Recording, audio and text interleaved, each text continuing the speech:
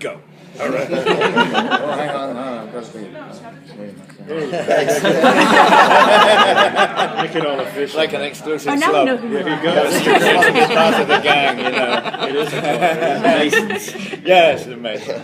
We brought up the with Stephen casting the resemblance. Yeah. William Hartnell. It's Was uncanny, it just the first thing you thought of when we were going to cast somebody? No, I mean I've had it in mind for a long time. I really genuinely trying to get off the ground for the 40th anniversary. It just didn't really come to anything. Obviously, the fact that Doctor Who came back is what's made a big difference. But I've had David in mind for a long time. Obviously, I was struck quite a long time. I think actually because David's hair, we had to cut it. But it usually is quite long.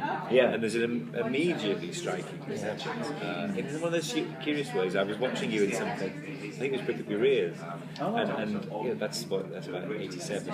Yeah. But you have become much more like William Mark. All right. I mean, more than anything, because it's obviously not just about some sort of lookalike competition. It's because David's one of our finest actors, and I just thought I knew what David would bring to it as this sympathy of it, and a funny kind of paradox that Hartnell really is that David often plays nasty characters. I know as an heart of gold. And that to me is what makes the difference. You do great Scrooge, I know that.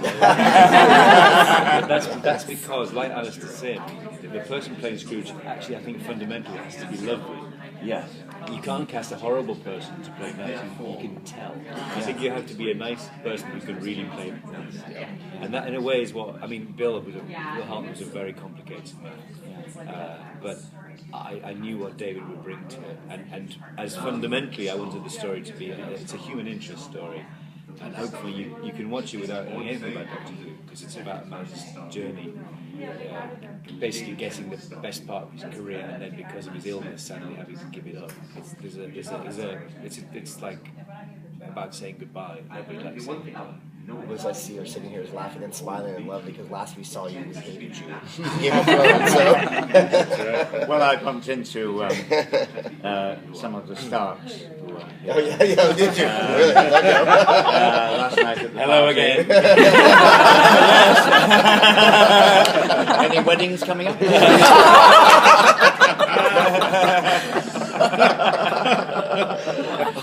Why the invites have dried up, I don't know. Well, David, were you a fan at all of Doctor Who? Was there an aspect of that was appealing about the role, or was this just a good part? Oh, it's just something I've grown up with. I mean, I'm young enough to remember William Hartnell. I saw the first one.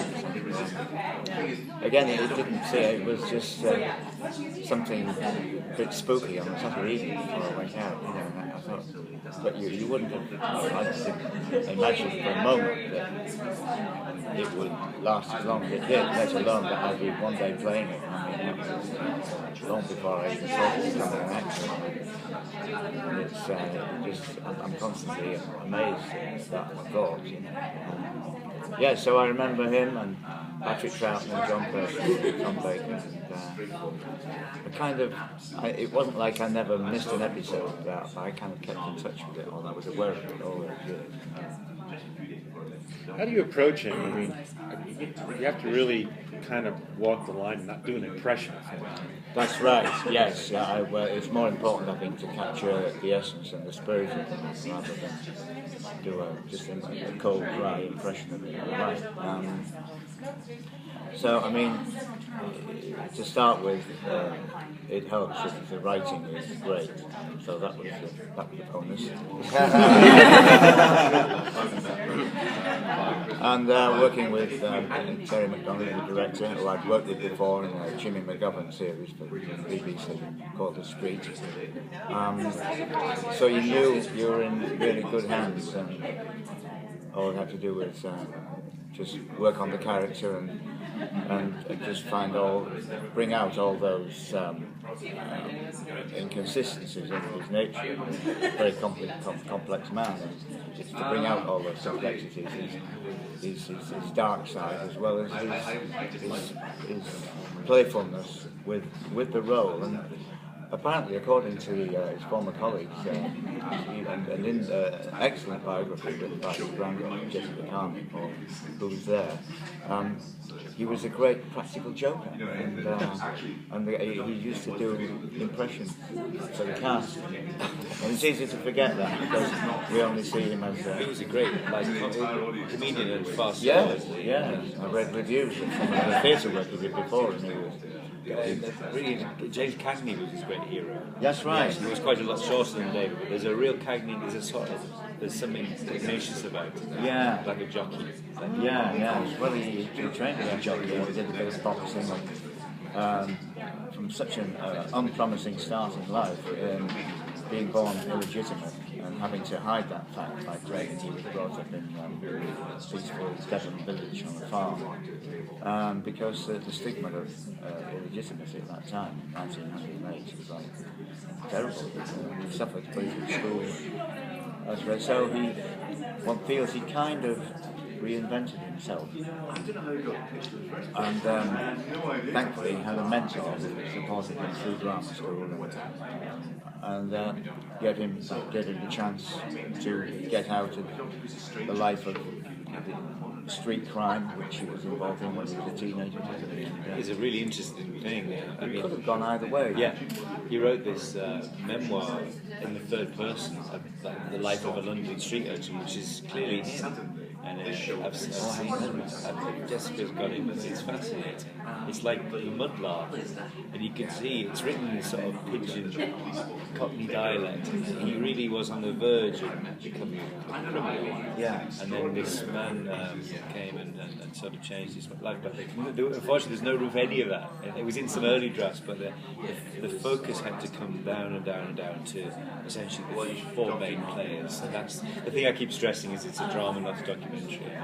There are, hopefully, to support the film, there'll be lots of websites where you can see like the fuller picture of some of these things. Only 90 minutes to tell a story, and it's mostly Bill's story. You have to focus on Doctor Who, but it's all fascinating. Yeah. Focusing on that, I pardon more sense of humor, going back to watch all the episodes, I don't know if you did as well. How was that revisiting those old episodes, the original episodes? I watch them every day. Anyway. Oh, yeah? But it wasn't. I mean, the thing. They're a little slower. I was trying to capture Bill as I felt he was, which is not the Doctor, because it's a great performance. You know, he's much more twinkly, and he started to put, as his memory started to go, he starts to put more and more business in to cover the fact that he's desperately trying to remember the lines. Yeah. But it's really funny. All that stuff. You can sometimes see him going, and Caroline Ford said to me sometimes, because he's very tactile, and he used to almost crush her. Because actually, as well as affection, he was thinking, "Oh God, what's the next one?" You know, he held a hand like that. Yeah. But I tried to get a sense of his voice, and there's a sort of there's a particular kind of between the walls talk, which I think is very much influenced by American movies. You see in his Lester's postcards, he often calls people kid. He says, "Sorry, kid." Yeah. It's a very particular thing. Yeah, we refers to Caroline. Yeah. And I love all that, and he, you know, he had a very bad temper. So, but you can see how he would fluctuate from one side to the other. There's a lovely story which I've sort of dramatized, made into the film. One of the producers, they had a code word if he flared up on set, and they'd say, "Get the designer," and actually the producer would come down and talk him out of his bad mood by essentially flattering him. And there's a lovely, I've not quite done this, but there's a lovely story where he's moaning about something, and then the producer said, "I was just thinking, I was admiring that chair. John Barrymore used to. I saw him. Really? Oh yes, many times. Did you?" And they talked for about half an hour about John Barrymore and then Shakespeare. Well, I'll sort that thing out. Oh no, that's fine. And that became a sort of coping mechanism. And it was really very much. I think they all had to handle it with kid gloves. But as David said, he's the original, and he established what we have today. But for me to find a way into it, you can't just act ill temper or grumpiness. You've got to look for reasons to empathise in some way. And for me, it came from that a sense of deep insecurity from that upbringing we talked about before. And that helped me to find a way into the character. Because every time he flared up, I suppose it was his insecurity over the years just coming back to him. So it was useful to know his life before. Yeah.